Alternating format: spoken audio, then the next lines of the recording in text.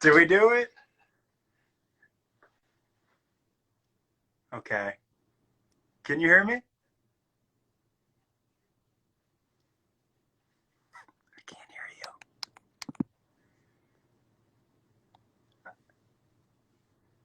I can hear you kind of faintly.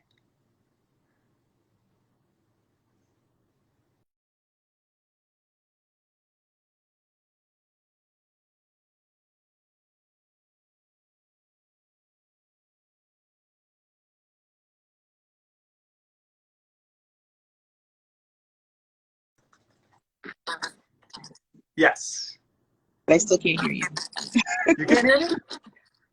What is going on? Hello? Hey, I am going to just talk. There we go. Yay! Oh. It's not technology unless there's technical difficulties. Yeah, it's, you know what, we're doing the best we can. I'm seeing names come in that I know. I'm thankful for Neil and Hugh and Jean and my wife. Hey, wife. How are you?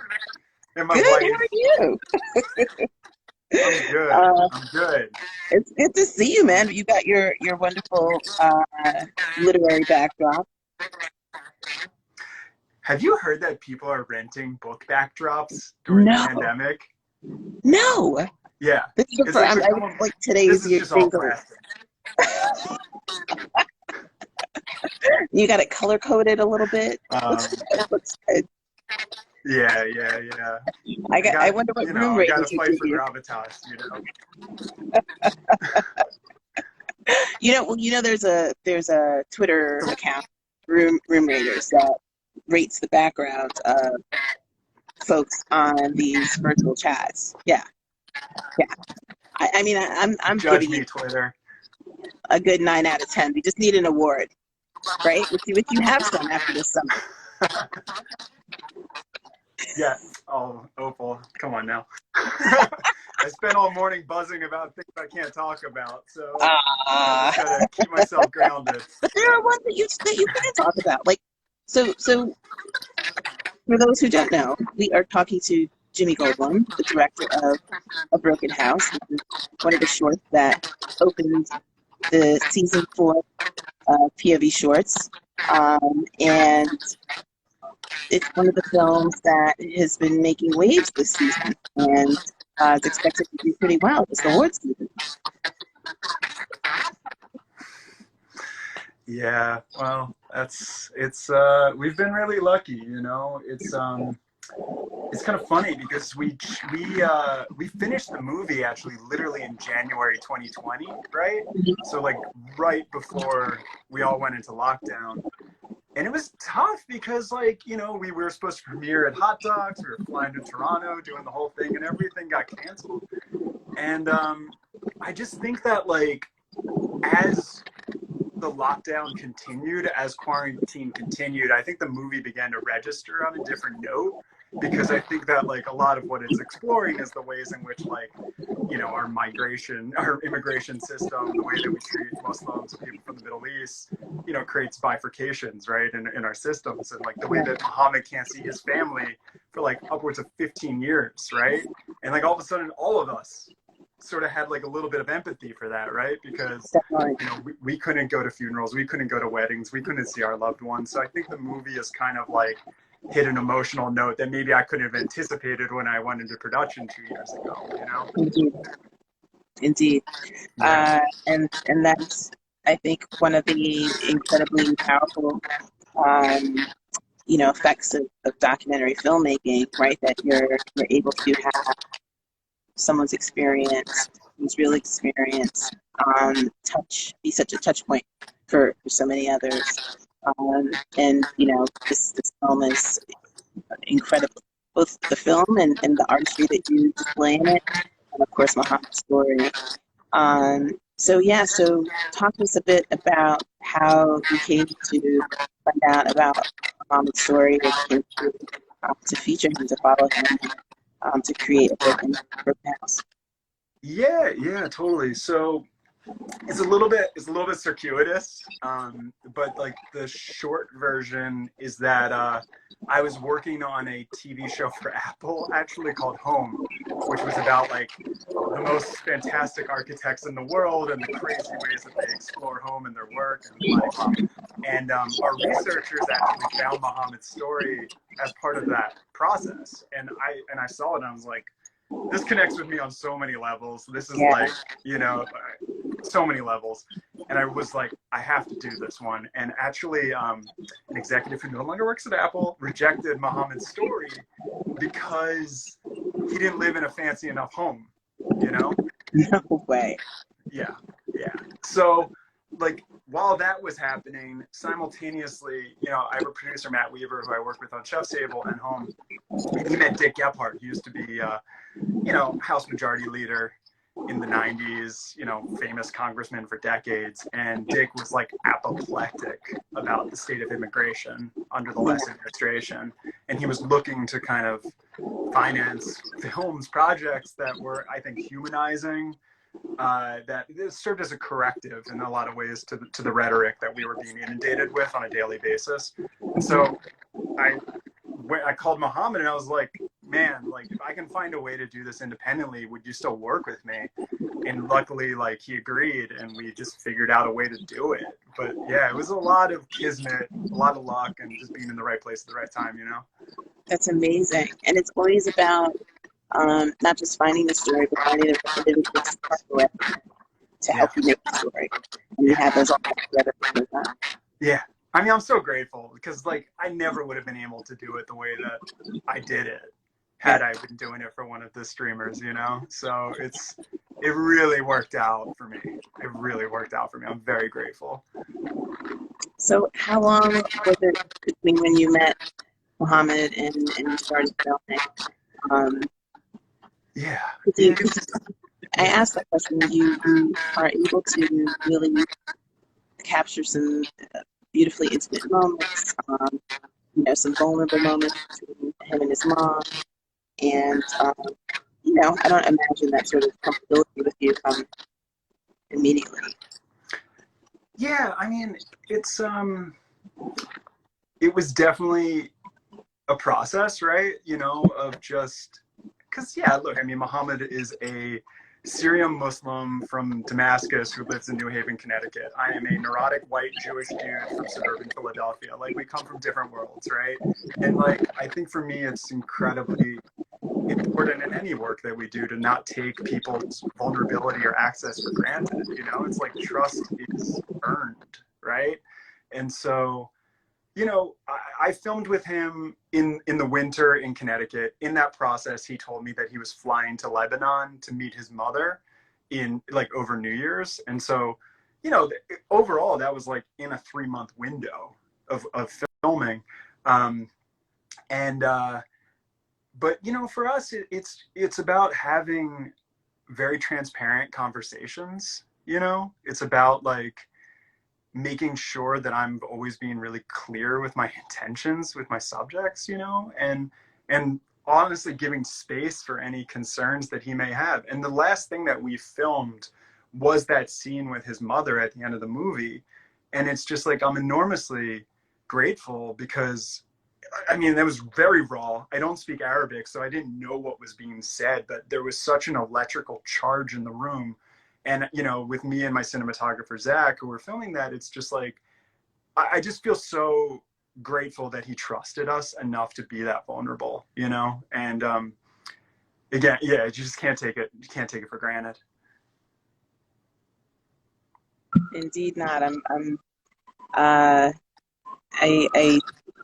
felt that in the film.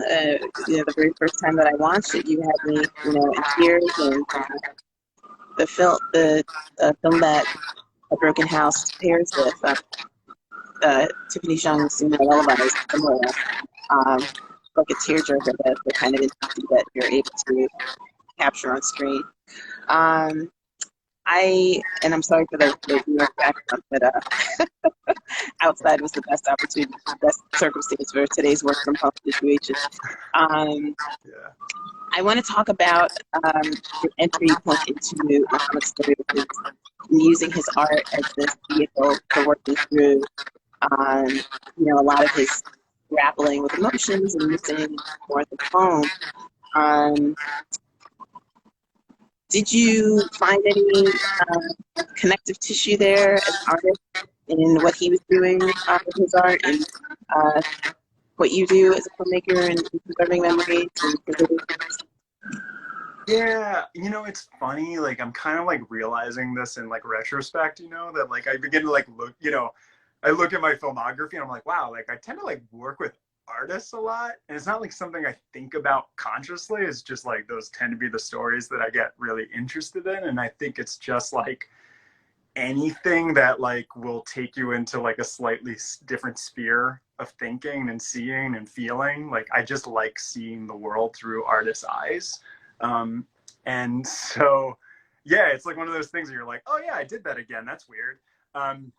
But I feel like for me, it's like, yeah, I was really interested in like the dialectic, it's like I'm an artist, Muhammad's an artist, something in the, connection, the synthesis, right, of our world's meeting can elicit something really magical. And like, I was personally, I'd seen films that shot miniatures, like documentaries that had shot miniatures. I had seen Muhammad's work also captured, and I just felt like there was an opportunity to do it differently.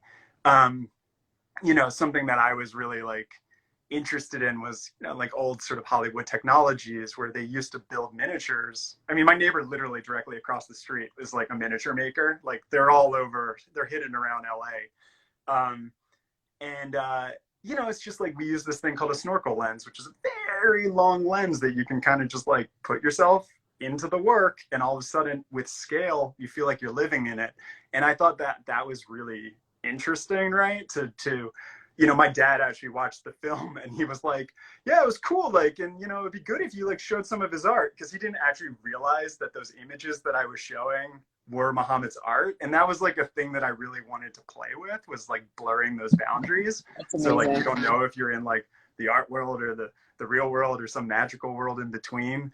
And yeah, like it just, I don't know, like I'm losing the thread of what you're even asking, but for me, it's like, I for sure really wanted to show that like, this might not be a literal interpretation of what's happening to Damascus, but this is what happens to this man emotionally. This is how he feels about it. And the best way for him to show that is through his art,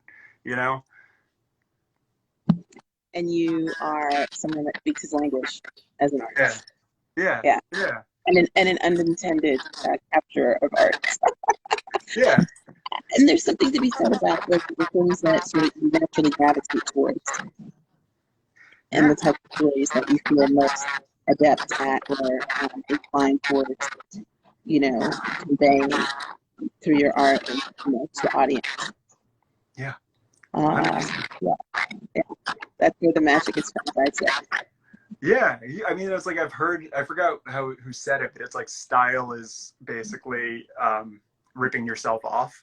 It's like style is when you vandalize. It's like that's basically what it is you keep subconsciously returning to the same notions over and over again, and you play with them in sort of similar ways and take it a little bit further, and that's actually what a style is, Definitely.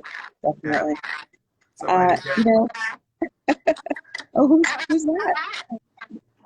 Very talented rapper. He just taught a course at Harvard. No. Yeah. Wow. Amazing. Well, I'm going to pause because I realized I just jumped right in. But we did want to kind of make this a little different. And I also feel like, I'm not sure if my audio is coming through the way this could be. But I didn't do like a formal introduction. And there's 14 folks watching this right now and counting. So let's go ahead and do the beginning now, because we're going to read. Cool. So everybody, welcome to Iggy's Artist Spotlight on Jimmy Goldblum, Emmy Award winning director and producer of the POV short, Broken House. I'm Opal Bennett, co-producer and post-producer here at POV. and we're just rapping, you know? It's just one of those, like, Having fun. let's have a chat. We're going to do 5 questions at the end. You can learn a little bit more about Jimmy. And you should, you know, definitely tune in to check out A Broken House on POV. Check your local listings for the next time it's playing. And if you want to see it immediately, log on to pbs.org, click over to POV, and look for POV Shorts, Season 4, Episode 1, Where I'm From, which features A Broken House. Hey, All yeah. right, man. You know, doing it like podcast style. Moving the beginning in a little bit. There's no rules. There's no rules. So Muhammad is a teacher. You've showed a professor. What Muhammad is right now, I mean, Muhammad was like a working architect, and he has been like, he has taught at universities. He definitely lectures. He does programs where he teaches at schools and like sort of like will walk students through the notion of creating home. But Muhammad currently runs a cafe in New Haven, Connecticut, because during the pandemic, like many people, was just like, I don't like this course for my life. What can I do where I can stay, you know, come back more into myself? So he's taken the sort of like thematic core of his work, which is recreating Damascus and Syria. And he brought that to this place called Pistachio Cafe, where you go in there and it feels like an old world Syrian cafe in like Connecticut. So you can go get some nice baklava if you're in the New York area. It's only like a 90-minute drive. I was gonna say, man, I wish you were nearby. We could do like a little field trip. Yeah, look, maybe I'll be coming to New York sometime in the next couple months, so we can figure this out. Let me know. Well, because the reason why I asked about teaching was, I was thinking about the process of learning. I think this is a film with great empathy. I think it's a great empathy builder, but there's also a lot to learn about, what Muhammad's, homeland has gone through, what he's gone through as an individual. So my thought behind that question was, what did you learn in making the film, and what do you think Muhammad wants audiences to learn from seeing his story? What's kind of interesting is I have this I don't even know if I believe this, Opal, so I'm going to say it and I don't even know if it's true. But it's I think fundamentally sometimes we all sort of know on some level the same things, and it's when you learn something new, you don't scream to the universe holy oh my God, I learned. It's huh, it's that feeling of a little bit of, moment. Yeah, it's huh, it's a little bit of you unfolding and expanding, as you actually learn things that you sort of already intuitively know. For sure. Right? But with Muhammad, I don't know. I mean, there's so much to learn from him. I think he has an enormous amount of integrity. I think that certainly a thing that I was drawn to in his work, and I think it deepened in me as I worked with him, is just the way, he doesn't show blood and bodies in his art, and I just really came to see how important that is as I was working with him. I just find that we live in a culture where, as he says, you use violence as a way of building empathy, right? And I think what it's ultimately doing is it's numbing us, and it's making the bar so high for let's get to the next grotesque imagery. We've already shown a child on the beach, right? It's horrifying. And so I really that really resonated with me, because I was, we've talked about it before, but it's I'm really proud of the fact that there's no violence in this film. The only violence you see enacted is against buildings. And I don't think that you connect less. I actually think you connect more. So yeah, I definitely that process deepened for me for sure, working with him, just what type of imagery are we feeding people, and what does it do to them, Definitely. And we need more creatives that think creatively about how to convey without kind of going to the low hanging fruit. I mean, that sometimes I think it's you know, it might be important to be candid, I guess, about what's happening, but I don't think that should always be the approach. So I appreciate your wanting to be creative about that. Yeah, as we said, there's no rules, right? But it's like it's I think like something that I think about sometimes is like Afghanistan, right? Like when was the last time you read about Afghanistan? Like we got inundated with the most horrifying imagery imaginable Yes. for a week, and then it's gone. And then we're numb, we're all burnt out, and then like some other horrible thing happens. All of a sudden it's floods or fires, you know what I mean? So it's like I agree that violence does have a way sometimes of piercing through the sort of like curtain of our day-to-day reality, but I like wonder what would have happened like if instead of watching like people fall to their deaths from airplanes, if you just like learned one person's name, you know? Like if you just learned like if instead of like going from next to next to next, violence to violence to violence, what happens if you just like learned one person's name, you know? I think it would unfold in you differently, potentially, you know?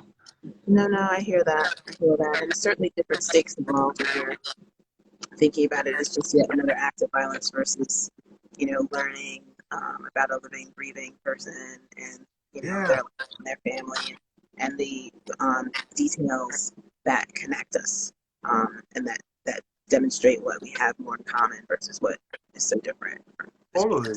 Totally, right? It's like I heard it said once where it's like you can relate it to climate change, where it's like people are so horrified about what's happening to the oceans. And I once heard like a very famous like whale researcher just say like, go and pray in front of the ocean, you know? Like go see what that does, instead of like spending all day on Instagram, kind of like, freaking out, right? Just sending memes. yeah, it's just like I like it's a little bit of like playing, it's like playing to see like how we connect and if the ways that we connect, if we shift them or move them 15 degrees this way, if like it creates a different feeling, you know what I mean? Absolutely, Yeah. absolutely. So, so take me back to your world premiere night. Where was it? Wait, where? Your world premiere. Technically hot dogs, but it was complicated. Okay. It's like we had a really kind of messy festival rollout, just because of COVID. Fair. Was it virtual or in person? It was virtual, yeah. Okay. So where was your first in-person screening? Palm Springs, Palm actually. Springs. So, Yeah. so big past noon. Yeah. Yeah, where you did walk away with with an honor. Not a little, with an honor. Well, Two. just two honors. That's right. That's how Sorry. we no, not so. We started out with me wanting to gas you up, and you were being, humble about it. Don't be Should I wrong, go get Opal. my awards? They're there. Okay. Walk around all day with like a monster. So two, which is brilliant. But I want to talk to after the year that a lot of filmmakers suffer through of not being able to connect with audience. What it was like in June for the film to play. Was Muhammad there, and what was the audience interaction like? It was magical. It was really magical, actually. Like I felt it's sort of what I was talking about a little bit about at the beginning of this, where it's like we were all locked up for a year and a half. Here's a movie that's sort of talking about that, where it's like Muhammad couldn't see his family for years, right? And I just think it like, we won our category, which was like the Bridging the Borders prize, and then we won the audience award. And like basically after the Q&A, there was a 65-year-old man from Nigeria, from Lagos, who actually stood up and he was crying and he was just like, thank you for telling my story. Like, it's been 40 years since I could go home and be with my family. Like, thank you. And also, why? Like, why do we do this? Like, why have we created a world where we're constantly destroying each other and we're constantly losing our cultural history and we're constantly asking people to give up their cultural history in order to assimilate into systems that don't respect them and don't really care about their well-being? So it's like, it was just really powerful. I cried. I think we were all crying. You know, it's, to me, like, I'm not, like, being in a theater is a little bit like being in a temple for me. Like, I do think that, you know, when the lights go down, I hear you. you know, it's just, it felt really like, it felt like being home. So it was, I don't know. I'll start crying if I keep talking about it. Oh no, don't. It was really special. It was really special. I'm really glad you had that experience. And Palm Springs is a wonderful festival. So I know they, you know, amazingly engaged audiences, and yeah, I'm so glad you had that experience. And I look forward to hearing more of feedback from the public television audiences who watch a Broken House, and hearing their reactions. Yeah. So I think we've got about 5 minutes left, and just enough time for 5 questions. Okay, let's do it. Are you it. ready? I am ready. What's your favorite movie? Oh, okay. That is such a hard question. I know, it's you're gonna have to overcome. answer that too. So there's a lot. The one that I like love, like, you know, there's ones that you could always sort of point to that are like everyone's favorites. But like, in terms of maybe one that people haven't seen as much, there's this film by a Swedish filmmaker, Lucas Moodysson, called Together. And I don't know if you've ever caught it, but it's like, I love Lucas Moodysson, but I haven't seen that film. Oh my God, I'll send it to you. It's like, it takes place in a Swedish commune in the 70s, and it's just like, it deals with like community and like survivors of abuse, and just like the ways in which like the left just cannibalizes each other, but it does it with so much love and so much humor and so much empathy. And it's like, and I think at the end of it, it's like the way that we heal is together. And like, I love that movie. I love that movie. So oh, man. Go watch Together. That's such a perfect selection for you. I love it. What is the first movie that you saw in the theater? The first one that I can definitely like vividly remember was when I was like 6. I saw Jurassic Park in theaters, which I was probably too young to see in theaters at the time. I was like scared out of my mind. I was like, what is this? But I remember like walking outside, and there was like a cloudy day in Philadelphia, and I thought one of the clouds was a brontosaurus, and I was like, some sparks started like firing up, you know? Yeah. Wait, what's your favorite movie? The Sound of Music. Oh, you know, I had never seen it and my wife showed it to me 2 years ago, and I was like, this movie is perfect. It's perfect. It's perfect. I watch it every Christmas. I've seen it over 100 times. Oh my God. I've never seen that, and I've never seen Singing in the Rain. And both those movies are just like, I mean, unbelievable. Great choice. So Jurassic Park, that's my first movie that I ever saw was E.T. Wow. And driving. Yeah. How was that? Yeah. I think I fell asleep before the end, which is a theme that I've continued into adulthood. So. Whatever. I mean, like, part of the experience. Relax. Oh man. What is your favorite meal? Okay, so, you know, like, look, like, okay, there's a lot of ways I can answer this, because, like, I direct on, like, Chef's Table on Netflix, right? So, like, I've eaten some, like, good food, like, but I kind of also don't want to sound like a spoiled little boy.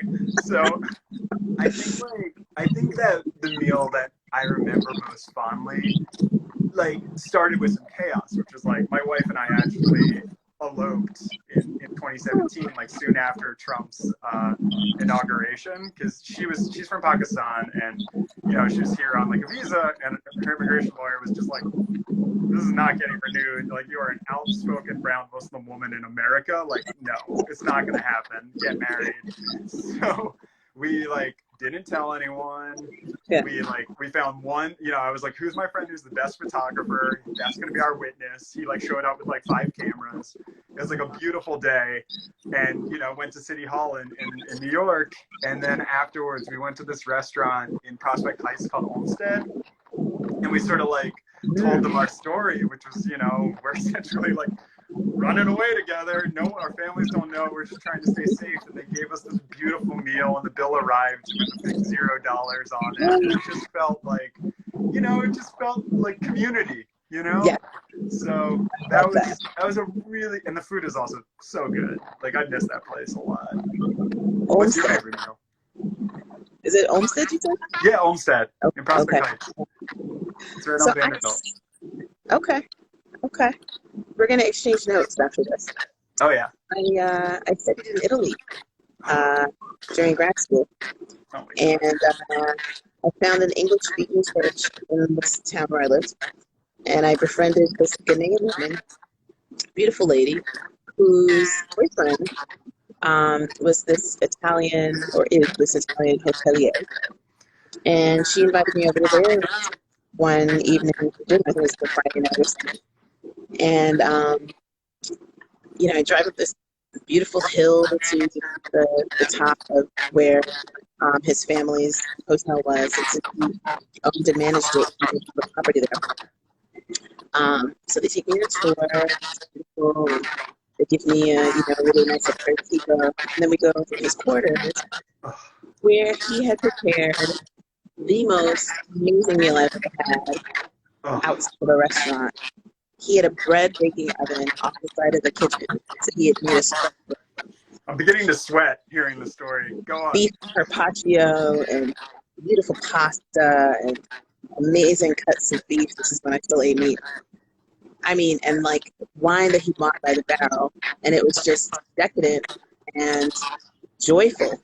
And the way that Italians eat, It was spectacular. It was the definitional breaking bread. And easily the best meals. They invented, it was like that idea of conviviality, right? Which like means literally with life, living together, right? And That's right. They know how to do it.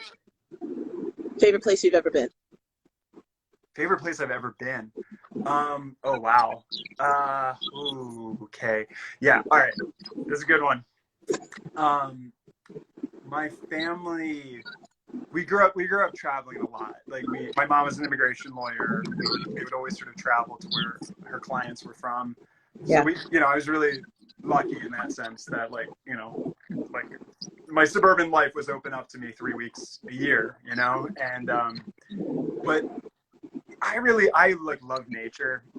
I'm trying to find a whale movie. I'm just like, how do I make a movie with whales in it? It's like Nat Geo.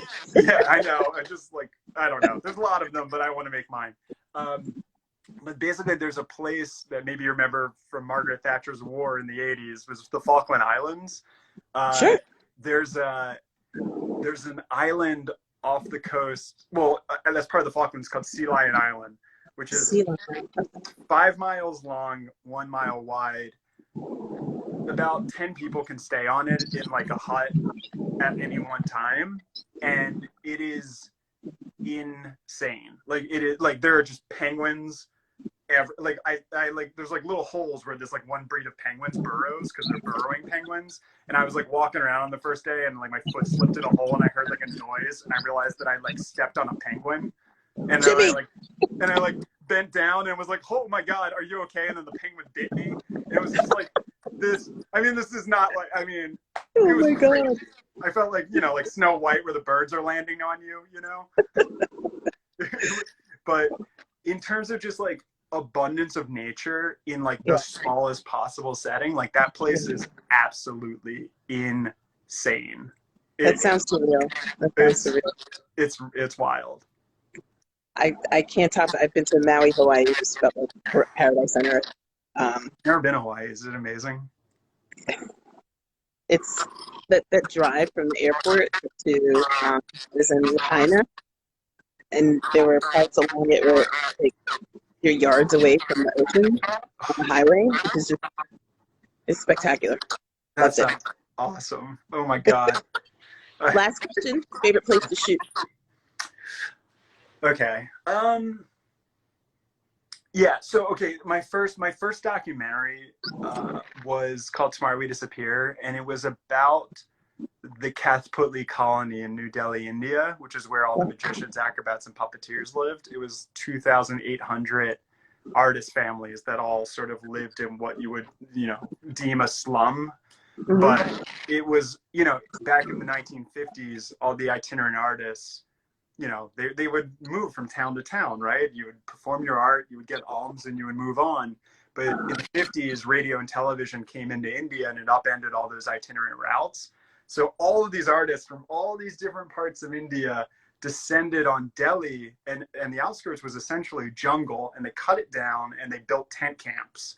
And then over time, the city subsumed it, and it became what you would call a slum, right? But you could still see the relics of the tent camps there. Like if you look at it from above, you would see, it was wild. So it was just like, it was the first film I ever did. Like I never made, like A Broken House is my first short, which is crazy, right? Like I did everything backwards, which is just like, I had no idea what I was doing. And I love it.